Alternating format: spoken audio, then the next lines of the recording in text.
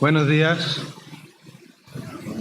¿Qué tal estáis todos? Yo sé que veníais con ganas de escuchar buenos predicadores, pero bueno, os he tocado yo. Una pregunta antes de empezar, y esto no venía preparado, pero creo que el Señor me estaba un poco inquietando en este tema, y es: ¿quién en este último tiempo, digamos, últimos 6 meses, alguna vez le ha pedido al Señor: quiero estar más cerca de ti, quiero pasar al siguiente nivel contigo? ¿Alguien ha hecho eso en estos últimos 6 meses? Levantad la mano sin miedo, ¿vale?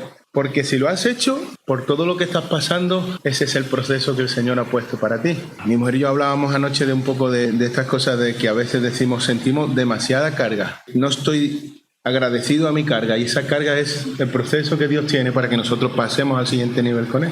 Entonces, hoy vamos a hablar de un tema que yo, cada vez que pasaba por esa parte de la Biblia, lo leía y yo pensaba, bueno, la carta de los hebreos, pues es eso, para los hebreos. Yo no soy hebreo, entonces una carta como que la pasaba, la leía, tampoco me ocupaba mucho y había muchas cosas que no entendía, ¿no? Entonces vamos a ir a la carta de los hebreos, capítulo 5, vamos a leer del versículo 1 al 10, ¿vale? Yo he tomado una versión que se llama la Nueva Versión Internacional, podéis coger otra, todas las versiones son buenas si es la Biblia, y si no está alterada, obviamente.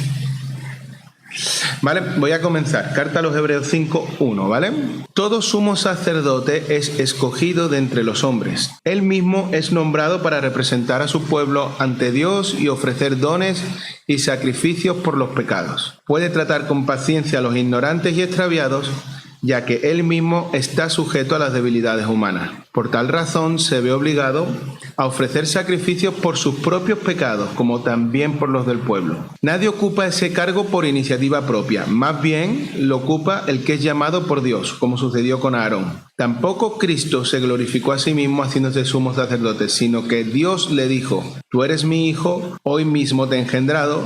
Esto también sale en el Salmo 2:7, disculpa la introducción. Y en otro pasaje dice: tú eres sacerdote para siempre, según el orden de Melquisedec. Salmo 110:4, ¿vale?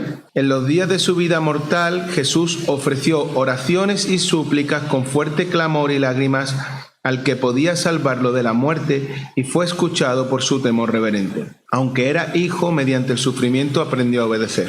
Al ser así perfeccionado, llegó a ser autor de salvación eterna para todos los que le obedecen, y Dios lo nombró sumo sacerdote según el orden de Melquisedec. Amén. Señor, te damos gracias por tu palabra, te damos gracias porque es fresca cada día, porque siempre trae algo nuevo y porque tú tienes paciencia para que aprendamos poquito a poco, Señor, lo que para ti debe ser muy evidente y para nosotros nos cuesta tanto. En el nombre de Jesús, amén. Bueno, lo primero es que no era lo que venía hoy a decir, pero si os fijáis, dice: mediante el sufrimiento aprendió a obedecer. Hoy esto es impopular, ¿eh? Hoy esto es impopular. Cuando uno está educando a los niños ya no pueden sufrir nada. Los niños no saben, hoy en día tú vas a un colegio, el 95% de los niños no saben lo que es la frustración en nuestra sociedad. Y yo me pregunto, a lo mejor los mayores de aquí, no sé, Toñi, cuando tú ibas al colegio, si había o no motivos para frustrarse. O sea, yo hoy en día creo que a los niños no les dejan ni aburrirse. Pero yo recuerdo de pequeño en verano las horas con mis amigos decidiendo a ver qué podíamos hacer para no aburrirnos y imaginando juegos. Hoy en día ya, como tienen todo disponible en una pantalla, pues ya no hay ni frustración ni... Pero bueno, esto no es el motivo de la palabra. Hoy veníamos a hablar de este personaje, Melquisedec, que aparece nombrado 11 veces en la Biblia, 9 en el Nuevo Testamento y 2 en el Antiguo Testamento. Así que, ¿quién fue este Melquisedec? ¿Por qué Jesús es nombrado sacerdote o sumo sacerdote según el orden de Melquisedec? Y son preguntas que yo leía eso de Melquisedec y como era la carta a los hebreos decía, bueno, esto para los judíos, ellos sabrán lo que es esto es su problema, pero nos damos cuenta que toda la Biblia es para nosotros. Y toda la Biblia es importante. Lo primero vamos a ir a Génesis capítulo 14, que nos explica quién fue Melquisedec, ¿vale? Entonces dice que en Génesis capítulo 14, versículo 17, dice: cuando Abraham volvía de derrotar a Kedorlaomer, quedaros con el nombre, Kedorlaomer, que significa siervo de Laomer, que era una diosa del panteón de Elam, de la tierra de Elam, y a los reyes que estaban con él, el rey de Sodoma salió a su encuentro en el valle de Sabe, es decir, el Valle del Rey. Y Melquisedec, rey de Salem, le ofreció pan y vino. Melquisedec era sacerdote del Dios Altísimo. Luego bendijo a Abraham con estas palabras: que el Dios Altísimo, creador del cielo y de la tierra, bendiga a Abraham. Bendito sea el Dios Altísimo que entregó a tus manos a tus enemigos. Esto es la única mención de quién es Melquisedec, ¿vale? Hay una cosa que se nos puede pasar de primera, pero lo voy a explicar porque es impresionante. Dice que Melquisedec, aparte de rey, era sacerdote del Dios Altísimo. Pero si nosotros hemos leído toda la Biblia, sabemos que la institución del sacerdocio es casi 600 años posterior a Melquisedec, cuando Dios elige a la tribu de Leví y a los hijos de Aarón para ser sacerdotes. 600 años posterior. Este hombre, ¿cómo había sido instituido como sacerdote, no? La segunda cosa es el significado de su nombre. Melquisedec viene de Malkitzedek en hebreo, que significa rey de justicia. Y la ciudad que reinaba en tiempos de Abraham se llamaba Salem, que luego fue Jerusalén. Salem viene de Shalom, que significa paz, ¿no? Bueno, significa más que paz, significa plenitud. Es una palabra que no tenemos traducción en castellano ni en ningún otro idioma, una palabra muy, muy compleja, ¿no? Pero tenemos al rey de justicia que reinaba en paz. Todos estos símbolos son importantes, porque Dios está hablando de un personaje que no sabemos, de hecho la Biblia lo comenta así en el Nuevo Testamento, ni cuándo nació, ni cuándo murió, ni si murió, pero sabemos que su nombre significaba rey de justicia y que reinaba en un lugar llamado paz, que luego fue Jerusalén, que significa lugar de paz. Este hombre además era sacerdote del Dios Altísimo, y esto nos tiene que ocupar porque en el Antiguo Testamento un rey no podía ejercer sacerdote. Si tú ves en el caso de Ocías, cuando intenta encender el incienso, no estoy diciendo que fuera ni siquiera a hacer la ofrenda, él recibe la lepra, es castigado con lepra. ¿Qué significa para vosotros ser sacerdote? ¿Alguien quiere decirme qué significa ser sacerdote para él? Una persona entregada para el servicio de Dios. ¿Tenéis algunas definiciones más? Libremente habrá, que no solo hable yo. ¿No te la has planteado, no? Como los evangélicos no tenemos sacerdote, ¿no? ¿Verdad? Es broma. ¿Alguien más por ahí quiere decir algo? No hay respuestas malas. Gracias, Toñi, por intervenir.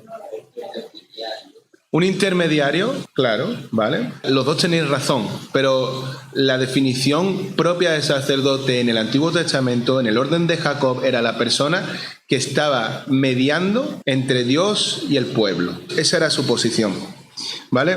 Este hombre bendice a Abraham y sin temor ninguno se comporta al mismo momento como rey y sacerdote. Vemos, cuando es instituido el orden de Jacob era imperfecto. Además, así lo dice el Nuevo Testamento. El sacerdote mediaba entre Dios y los hombres, pero también por sí mismo, porque era pecador.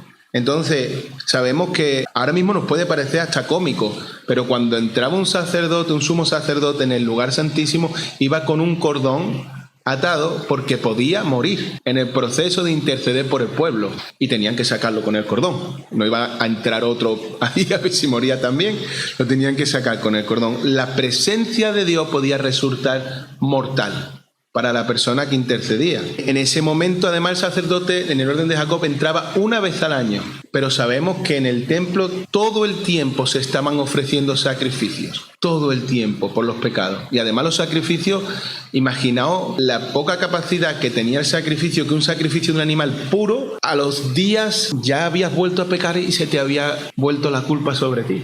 Era imperfecto en todos los sentidos en ese tiempo, era lo que Dios había dispuesto hasta que llegara el nuevo orden, el orden de Melquisedec. ¿En qué se diferencia el orden de Melquisedec, que es perfeccionado por Cristo? Pues mira, en principio, que ya no es solo un hombre el que intercede entre nosotros y Dios, ya está en un lugar equidistante, porque Cristo es a la vez hombre y es Dios. El que está intercediendo no es simplemente un hombre, está en el punto y medio, pero es que además él no puede sufrir por sus pecados porque Cristo no tuvo pecado, es limpio de todo pecado. No entra una vez al año en la presencia del Señor, sino que él es la presencia del Señor. Este personaje, Melquisedec, del que no se vuelve a mencionar más que menciones proféticas de él, viene 5 siglos antes de esta constitución sacerdotal a marcar un camino profético para el Mesías. Por eso yo a veces digo, y hago un inciso, a veces veo a gente, yo veo muchos vídeos en internet, más ahora que estoy así, que no tengo mucho que hacer, veo muchos vídeos y veo a gente que está debatiendo, por ejemplo, con musulmanes, y los musulmanes le dicen, no, si Jesús no aparece en el Antiguo Testamento, ¿por qué creéis que es el Mesías del Nuevo? Y me dan ganas de ser yo el que está en el debate, de decir, ¿cómo que Jesús no aparece en el Antiguo Testamento? El Antiguo Testamento está lleno de referencias a Jesús, solamente hay que saber verlas. Si veis la imagen, que esa imagen le pedí a Dani que me la pusiera, algunos la conocéis ya, ¿no? Esa imagen son todas las conexiones que hay entre los diferentes libros de la Biblia. Han trazado entre cada libro con cuál libro que tiene conexión, ¿no? Las conexiones que hay, no hay ningún otro libro en el mundo, por supuesto ni el Corán, ni ningún libro hindú, que tenga las conexiones que tiene la Biblia, con una diferencia. La Biblia fue escrita por más de 50 autores, diferentes en 1500 años de escritura. Y sin embargo es el libro más interconectado de todos los que se han escrito. Hay 3 maneras en la Biblia en las que Jesús es mencionado en el Antiguo Testamento. Y la primera os va a flipar porque a mí me ha flipado. Lo siento, lo tengo que decir así, os va a flipar. Proféticamente, un erudito no cristiano llamado Alfred Edersheim contabilizó 400 que se cumplían en la vida de Jesús. 456 pasajes proféticos. Alguno dirá, bueno, pues tampoco no sé, 456. En estos se agrupaban en 4 temas. El origen y el linaje de Jesús, que vendría por una virgen, que era del linaje de David, que nacería en Belén, Efratá, etcétera, etcétera. El segundo tema es ministerio y vida, todos los milagros que haría, que vendría precedido por un mensajero, las sanidades, la entrada triunfal en Belén, en un pollino. La tercera, la pasión y la muerte, que sería azotado, escupido, traicionado, las 30 piezas de plata, etcétera, etcétera. Y la resurrección y exaltación, que sería enterrado en una tumba de un hombre rico, que todo esto estaba profetizado. Bueno, pues fijaros, en los años 60 un matemático muy insigne llamado Peter Stoner dijo, voy a estudiar la probabilidad de que solo en 8 de las principales profecías se cumplan en una sola persona. Y el número es 1 de entre 10 multiplicado por 10 elevado a 17. Es decir, él para que hiciera la prueba dijo, imaginaos que llenáramos España, todo el país, hasta una altura de 60 centímetros de monedas de plata. De entre todas esas monedas de plata escogiéramos una y le hiciéramos una crucecita y la tiráramos en medio de donde quisiéramos. Y ahora, en medio de España, metiéramos a un hombre ciego y le dijéramos que encontrara la moneda la primera. Eso sería la probabilidad de que en Jesús se cumplieran las 8 principales profecías que hay en la Biblia sobre él. Ahora no quiero deciros las 456.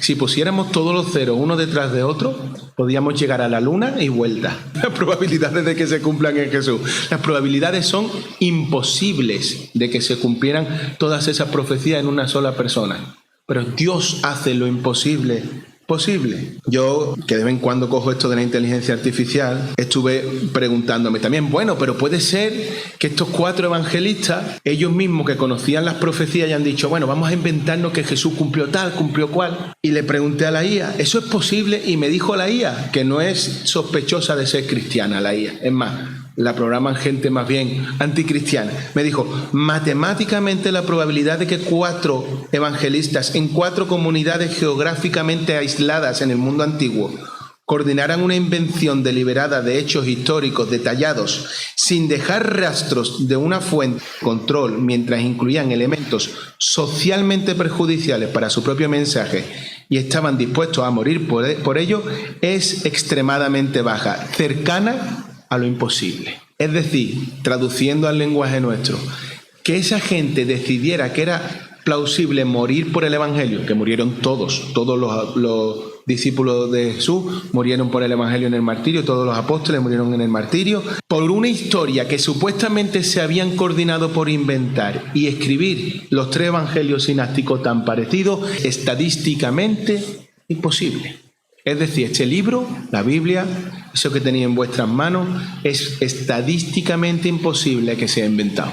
Por si queréis argumentarlo, matemáticamente imposible. Luego hay una segunda manera en que Jesús es mencionado, que es mi favorita en el Antiguo Testamento, que es lo que llamamos cristofanías. ¿Quién sabe lo que es una cristofanía? Venga, Samuel, cuando el Hijo aparece en el Antiguo Testamento, yo he buscado varias y las voy a mencionar. Por ejemplo, en Josué 5, 13, 15 aparece como el comandante del ejército de Jehová. Luego en Éxodo 3, 2, 6, la zarza ardiente, que al principio parece que habla como si fuera un ángel, pero luego dice, no, es la voz de Jehová. Y siempre sabemos que en el libro de Juan dice, en el principio era la palabra o el verbo, y el verbo era Dios y el verbo era con Dios. O sea, Jesús como la zarza ardiente. Luego, en el libro de Daniel 3:25, el cuarto hombre en el horno de fuego, en el que el rey Nabucodonosor describe a ese cuarto hombre como semejante a un hijo de los dioses. Sospechoso, sospechoso, ¿no? La lucha de Jacob en Peniel, una de las más famosas. Jacob pelea con un hombre que se encuentra, pero después de pelear le cambia el nombre a un nombre que es el que pelea con Dios. El ángel que habla con Agar, cuando Agar es echada fuera de la casa de Abraham. Los 3 varones que en Génesis 18 visitan a Abraham, uno de ellos es llamado como el propio Jehová. Son menciones a Jesús antes de que Jesús tuviera el nombre de Jesús. Y luego, por último, también otra muy bonita, son la simbología que todo el Antiguo Testamento tiene hablando de Jesús. Por una parte, en objetos, el Arca de la Alianza, que contenía la ley. La ley estaba dentro de ella. Jesús contenía a sí mismo la ley y la aplicaba perfectamente. El maná, el alimento que baja del cielo. La serpiente de bronce, una de nuestras favoritas, los que nos gusta el Antiguo Testamento, a mí me gusta. La serpiente de bronce es una serpiente de bronce levantada en un palo en el desierto, que Dios manda levantar a Moisés. Y todo aquel que la veía y era picado por una serpiente, pero veía, se salvaba. O sea, Jesús es aquel en que tú pones tus ojos y eres salvado. La roca de Oreb, que tras ser golpeada, brota agua viva que sacia la sed del pueblo. Todos esos son símbolos de Jesús. El velo del tabernáculo, el velo es la carne de Jesús que es rota para que el Espíritu llegue hacia nosotros, que son símbolos preciosos. También en personas, ¿no? En la Biblia llama a Adán el primer Adán y luego a Cristo le llama el postrer Adán. Primera de Corintios 15. Luego Isaac, ¿no? No lo pensamos así. Muchas veces, cuando yo era pequeño y me enseñaban la historia de Isaac, decía, pero ¿qué sentido tiene que Dios le pida a Abraham que lleve a su hijo, al que lleva esperando tantos años para tener, ¿no? ¿Os imagináis ese hombre ya mayor con el brillo de sus ojos, que era su hijo, que lo mande? Y yo pensaba que era por obediencia, y seguramente era por obediencia en parte, pero en realidad está enseñando al mundo, mira, a ti te perdono tu hijo, pero yo al mío no lo voy a perdonar, él va a morir por vuestros pecados. José, el hijo de Jacob, ¿no? Tiene muchísimos paralelismos con la vida de Jesús. Era el hijo favorito, es entregado por sus hermanos, a punto de muerte, no le van a matar, al final lo venden, muchísimo. Moisés, como mediador del primer pacto, también libera al pueblo de la esclavitud, actúa como profeta, libertador e intercesor. Yo leí Moisés su vida y es para decir, la presión sobre los hombros de Moisés. Y a veces nos quejamos nosotros cuando tenemos problemas del día a día. Moisés cargaba con la presión de 6 o 7 millones de personas quejándose continuamente de él y de su mandato. Él tenía conversaciones con Dios y todo el tiempo era cuestionado sobre eso. Eso sí, cuando Dios aparecía le decían, Moisés, no, habla tú con Dios, habla tú, que a nosotros nos da miedo. Por último, el rey David, ¿no? Ungido en Belén, también entró triunfalmente en Pollino, en Jerusalén. David tiene muchos paralelismos también con Jesús. Y también Melquisedec, que hablamos, ¿no? Al principio. Así que bueno, yo podía quedarme aquí ahora y habríamos visto un poco de teología, un poco de historia, un poco de Biblia, y sería una buena enseñanza. Hasta aquí. Pero un sermón tiene que tener siempre una aplicación práctica. Si esto no ahora mismo no vale para que tú lo apliques a tu vida hoy, no me ha servido de nada de lo que yo te he enseñado. Entonces yo me pregunto, ¿de qué nos sirve hoy el orden de Melquisedec? ¿Cómo aplico yo esta enseñanza del llamado que tenemos en Romanos 12:2 de cambiar mi forma de pensar? ¿Cómo cambio mi forma de pensar conforme al orden de Melquisedec? Bueno, vamos a leer otro trocito de la Biblia en Primera de Pedro 2:4 en adelante, y disculpa que lo lea yo. Cristo es la piedra viva, desechada por los seres humanos, pero escogida y preciosa ante Dios. Al acercarse a Él, también ustedes son como piedras vivas, con las cuales se está edificando una casa espiritual. De este modo llegan a ser un sacerdocio santo para ofrecer sacrificios espirituales que Dios acepta por medio de Jesucristo. Así dice la Escritura: miren, yo pongo en Sión una piedra angular escogida y preciosa, y el que confíe en ella no será jamás defraudado. Para ustedes los creyentes esta piedra es preciosa, pero para los incrédulos la piedra que desecharon los constructores ha llegado a ser la piedra angular, y también piedra de tropiezo y una roca que hace caer. Tropiezan al desobedecer la palabra para la cual estaban destinados. Pero ustedes son descendencia escogida, sacerdocio regio, nación santa, pueblo que pertenece a Dios, para que proclamen las obras maravillosas de aquel que los llamó de las tinieblas a su luz admirable. Ustedes antes ni siquiera eran pueblo, pero ahora son pueblo de Dios. Antes no habían recibido misericordia, pero ahora ya la han recibido. De aquí podíamos sacar 6-7 sermones. La carta de 1 de Pedro es muy fuerte, ¿no? Pero son enseñanzas que están relacionadas con esta. La primera de todas es cuando dice: cuando nos acercamos a Jesús, nosotros nos convertimos en piedras vivas. Pero antes no somos piedras vivas. Antes estamos muertos. O sea que para ser piedras vivas y poder construir esta casa espiritual, tenemos que acercarnos a Jesús. Por eso yo soy muy reaccionario y soy muy duro con la gente que dice que utilizan el templo como la iglesia o una organización determinada como la iglesia. Porque la iglesia es un conjunto de personas que se han acercado a Jesucristo y componen piedras vivas. Y no me bajo de ese carro. No me bajo de ese carro. De ese modo llegan a ser un sacerdocio santo, porque es que el de Jacob no es santo. Pero es que no es que Jesús sea santo porque es que Jesús lleva una vida intachable, no es que Eri, no es que Vito, no es que Manuel, no, somos santos porque estamos bajo la sangre del Cordero. Somos santificados por Él, pero no somos santos. Yo, preguntarle a mi mujer, a lo mejor pequé ayer hasta la hora que me dormí, justo el segundo antes, y cuando me he levantado pecando. Llegan a ser un sacerdocio santo para ofrecer sacrificios espirituales que Dios acepta por medio de Jesucristo. Aquí tenemos también que ser muy duros con otros tipos de sacrificios. Aquel que le dice: Señor, yo voy a ayunar para que tú me... No, amigo, te has equivocado, no has entendido nada del ayuno. El ayuno no es para que Dios te dé, para que Dios te propicie. El ayuno es para tú encontrarte más cerca con Cristo. No hay otra. Volvemos, ¿no? Nuestros hermanos, y no quiero que nadie sienta que estoy criticando otras religiones, pero nuestros hermanos católicos, delante del altar, vamos a ponerle flores y más flores y más flores a la Virgen y no sé cuánto. Y ahora yo voy a ofrecer una misa para que se cure mi primo. Los sacrificios son espirituales, no son físicos. No hace falta ir delante del altar y matar más corderos, ni becerros, ni gallinas, ni palomas, ni nada. Es el sacrificio de aquí. ¿Y cuál es ese sacrificio? Morir cada día uno más a sí mismo para que Cristo viva en nosotros. Ese es el único sacrificio espiritual. Oye, yo soy una persona iracunda. El que me conoce lo sabe, que a veces puedo ser. ¿Cómo yo me sacrifico eso? Pues mañana me levanto y digo, cuando tengo ganas de ponerme iracundo, digo no, porque a mi Dios esto le hubiera molestado. Entonces ese es mi sacrificio, dejar que mi carne vaya muriendo cada día. Las palabras de Pablo, conforme va haciéndose mayor, son increíbles. Pablo, yo creo que al final estaba muy cerca de pasarse el juego, como dicen los chavales a las jóvenes, ¿no? Estaba muy cerca de pasarse el juego. Estaba entendiendo que era necesario morir. Hoy en día nuestra sociedad no quiere envejecer. Si esto es lo mejor que te puede pasar, es envejecer, porque tu carne va a debilitarse y por eso tu espíritu se tiene que fortalecer. Para eso envejecemos. Claro, si no tienes espíritu, no tienes la vida, envejecer debe ser un auténtico fastidio. Cuando no eres cristiano piensas, ¿qué es lo que tengo? Tengo mi fuerza, tengo mi belleza, tengo mi inteligencia. Cuando eres cristiano te das cuenta que, como decía el rey Salomón, todo eso es Hebel, humo, basura. Hay una broma, mi padre cuando era pequeño me decía: hijo, cuando busques una mujer, la belleza se va, la inteligencia, pero la cocina se queda. La que cocina bien va a cocinar siempre. La realidad es que solo lo espiritual se va a quedar. Hasta la cocina se le puede ir. Mi mujer cocina bien, tengo que decirlo.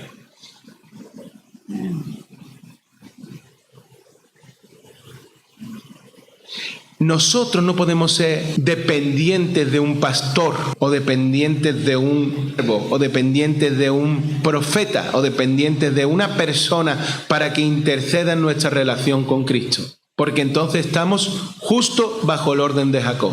Y los evangélicos somos muy culpables, ¿eh? Los evangélicos somos expertos en, hermano, que viene el hermanito de los, sobre todo cuando viene de los Estados Unidos o de Brasil. Parece que viene de Estados Unidos o de Brasil, como si en Estados Unidos o en Brasil Dios tuviera un interés especial en repartir Espíritu Santo allí. Y aquí no. Que viene este hermanito que cuando ora la gente se sana. Cuidado, hermano, podemos caer en un pecado de idolatría gordísimo. Tú eres el responsable de tu propia intercesión. Tiene sus ventajas. Antiguamente en el antiguo pacto había que caerle bien al sacerdote o podías tener problemas en la intercesión. Es la realidad. Hoy en día no. Cuando alguien nos diga, hermano, pero es que en la iglesia evangélica autoridad puede tener cualquiera para predicar, para casar, si es que nosotros no tenemos esa autoridad porque cada uno la tiene sobre sí mismo. La intercesión divina cada uno la tiene sobre sí mismo. Jesús es el sumo sacerdote en el orden de Melquisedec. Es también sacerdote y también rey de todo lo creado. Y solo por su sacrificio nosotros nos podemos acercar a Dios y entrar en ese sacerdocio. Que somos santos, pero no por nosotros. Esto le cuesta mucho a mucha gente en el mundo entenderlo. Necesitamos una estructura. No queremos una iglesia de piedras vivas. Queremos una iglesia que sea una estructura. Queremos alguien que mande, alguien que nos diga qué tenemos que hacer. Queremos alguien que nos diga, tranquilo hermano, tus pecados te son perdonados. No hay mayor adoración que un corazón arrepentido, y de eso habla la Biblia en multitud de ocasiones. No quiero aquí criticar el trabajo de mi hermano Jesús, pero la adoración y la alabanza no es esto que ocurre aquí los domingos. No es eso. Oye, es que no soporto a mi hijo tal que es un maleducado y a pesar de que hicimos lo mejor que pudimos por él, me insulta y me trata mal. Sacrifica tu corazón ahí. Ámalo. A mí me cuesta mucho, yo entiendo que esto va a sonar raro, a mí me cuesta mucho odiar a las personas, pero por lo que hablo, no a todo el mundo le cuesta. Hay gente que le sale fácil odiar a alguien que te hace daño. A mí me cuesta mucho, me parece un verbo muy fuerte odiar y me cuesta mucho odiar, ¿no? Pero si estás odiando a alguien hoy, si hoy te cuesta perdonar a alguien, da igual todas las canciones que cante ahí. Tú primero tienes que perdonar a esa persona. Y si ese problema es que eres rencoroso, escúchame, que no pasa nada, ¿eh? Que igual que hay rencorosos, hay personas que son fornicarias, que cada uno tiene en su corazón lo que tiene. Pero si eres rencoroso, tu trabajo de adoración no es cantar aquí, ni llevar una ofrenda, yo que sé, a la Virgen del Carmen. No es nada de eso. Tu trabajo es perdonar. Ese es tu sacrificio. Ese es el sacrificio que agrada a Dios. Además, si lo dice, quieren agradarme con sacrificio, yo solo quiero corazones arrepentidos. Es necesario, como dice la palabra, menguar nosotros. Menguar, para los que no lo entendáis, es decrecer, disminuir, hacernos pequeñitos para que Cristo crezca en nosotros. Y así esa mediación será hasta mejor. Puedes confiar en el orden de Jacob o en el orden de Melquisedec. Aquí hay muchos hermanos en la iglesia evangélica que pretenden, pero esto nos da ahora, ¿eh? Esto es desde el siglo I, esto le pasó a Pablo. Pablo se encontró con Pedro y hermanos que querían volver al antiguo orden. No, aquí todo el mundo se tiene que circuncidar, aquí todo el mundo tiene que hacer tal. Y es una falta de entendimiento. O eres de los que confían en el orden de Jacob, ya te adelanto que es imposible cumplirlo, o confías en el orden de Cristo. Elige. El orden de Jacob además no es digno de confianza. No es digno de confianza. Cristo es el único merecedor de toda la confianza. Me decía mi hermano Eric cuando me pidió que viniera hoy que hiciera una diferencia o que hablara un poco de la diferencia entre el Nuevo y el Antiguo Testamento. Para mí no hay diferencia, solamente que entre el Antiguo y el Nuevo Pacto no teníamos un sumo sacerdote perfecto y ahora sí lo tenemos. Por eso Jesús es el centro de toda la historia. Jesús es, como decían, ¿no?, el más grande. Más grande, siempre decían los cantantes, este es el más grande. Jesús es lo más grande que ha habido en el universo. Si estás pensando ahora, Señor, ¿cómo puedo adorarte mejor? Busca en tu corazón cuál es tu sacrificio. Algunos va a ser de perdón, otros va a ser de santidad, a otros les va a pedir Dios, deja eso que te gusta. Mira, a mí hay algunas películas de género, no te voy a decir de terror, sino de monstruos, que me gustan. Y mi mujer llevaba hablándome por lo menos de esto un año. Tienes que dejarlas porque te están haciendo entrar en tu cabeza ideas que no son buenas, no son de Dios. Y oye, me gustan esas películas, no sé, King Kong, Godzilla, estas cosas, ¿eh? No estoy hablando de una cosa muy terrorífica. Pero las tienes que dejar, tu sacrificio es ese. Hay gente que sí que le gusta las pelis de terror. Hay gente que le gustan series que son de comedia, pero son un poco soeces, tienen un vocabulario y salen cosas que no son agradables para un hijo de Dios. Muchas. Es que abren Netflix y hay veces que decimos, vamos a ver una película, vamos a intentar, yo hacemos la gracia de que sea para menores de 7 años.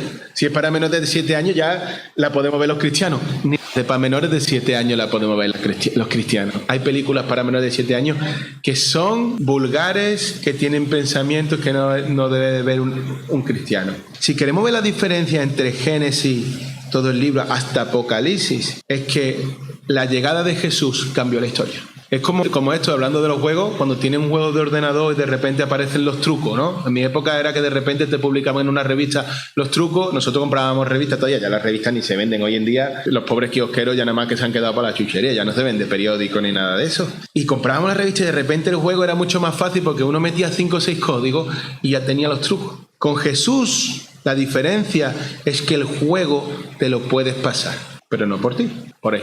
Así que nada, voy a invitar a mi hermano Jesús, si puede subir. Vamos a cantar una canción, ¿verdad, Jesús? ¿Te parece? Y espero, hermanos, que esta semana, esta palabra, y espero que haya venido de parte de Dios, más que de mí, espero que no sea una cosa de mía, sino más de Dios, que podamos aplicarla. Que si alguien dice, ¿dónde vas tú a confesar los pecados? Dice, a los pies de mi Señor, porque tengo acceso libre al Señor. Igual, hermanos, ya para corregirnos un poquito lo evangélico, no digamos nunca Señor o Espíritu ven, el Espíritu vive en nosotros. No tenemos que llamarlo, Él vive aquí. Yo no necesito decir este lugar está impregnado con el Espíritu de Dios. El lugar está impregnado si yo llevo al Espíritu conmigo. ¿Vale? Dios os bendiga.